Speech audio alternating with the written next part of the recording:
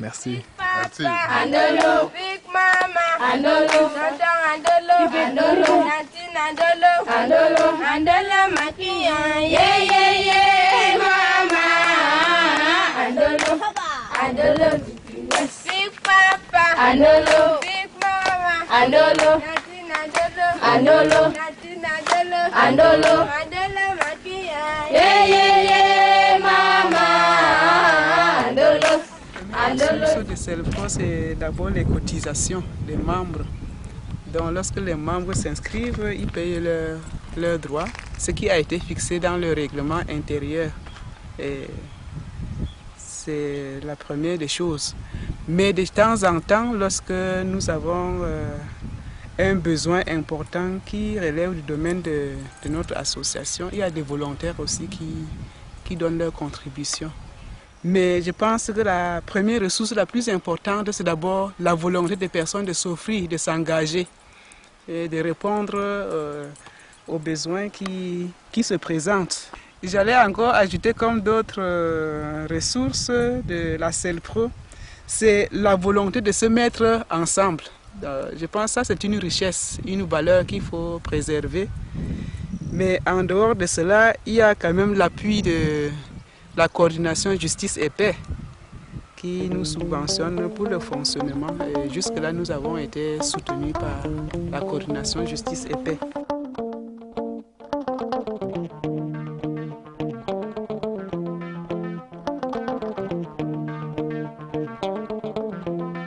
May satan di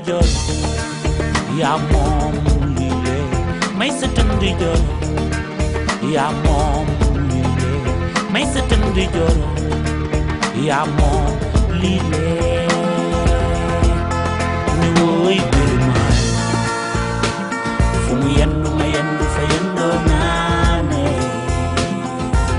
woy birman fumu yandu mayandu fayando nane. Le but étant toujours à chaque fois d'aider la communauté à mettre en valeur son point de vue et à protéger ses intérêts, ses droits sur ces espaces-là pour que l'opérateur, malgré sa force, sa puissance, ses moyens, etc., ne se trouve pas nécessairement en position de domination qui lui permette d'imposer ses vues à tout point de vue, quoi. Qu'il ait en face des gens qui n'ont pas nécessairement la technicité suffisante pour faire face à son argumentaire, etc., mais qui ont dans leur perspective des informations qui leur permettent de dire pour sûr, nous ne voulons pas de ceci ou nous voulons de cela. Dans le cas de Poly, on parle effectivement d'un projet de recherche sur l'uranium.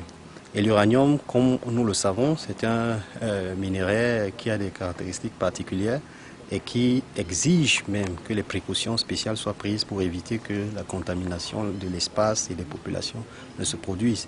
À défaut de ne pas carrément avoir une exploitation, mais si une devait, contre toute attente, avoir lieu, alors il est de la plus grande importance d'arriver justement à discuter avec l'opérateur sur la base de ces communautés-là, je veux dire de la représentation que ces communautés ont de leur espace, de quelle espèce de ressources elles voudraient absolument préserver.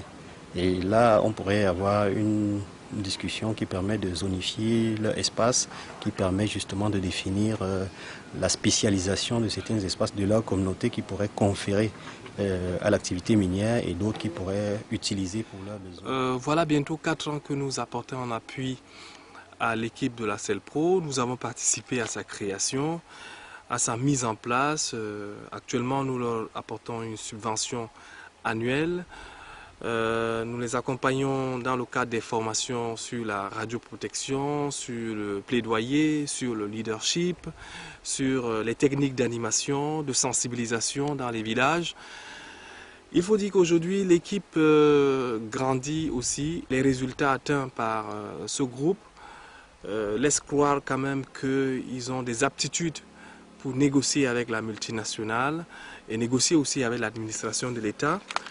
Notre but n'était pas de nous substituer à eux, mais notre objectif était de leur donner les outils nécessaires afin de pouvoir défendre eux-mêmes les intérêts de la population. Nous allons les aider très prochainement à mobiliser des fonds, comment créer des partenariats avec d'autres structures à travers le Cameroun, de par le monde, comment la CELPRO peut s'intégrer dans un réseau un peu plus important, et le partage des informations. Vous savez que la ville de Poli est très enclavée. Méga Uranium démontre par tous les moyens que les populations ont plus à gagner qu'à perdre dans cette affaire. L'entreprise fait miroiter des éventuelles retombées directes et indirectes. Création d'emplois et augmentation du pouvoir d'achat des populations, paiement des taxes à l'État, construction des bâtiments, forage d'eau, routes, ponts, hôpitaux, écoles ou encore centres commerciaux. Malgré toutes ces campagnes, les populations s'inquiètent et se demandent à qui profite véritablement l'uranium de leurs ancêtres.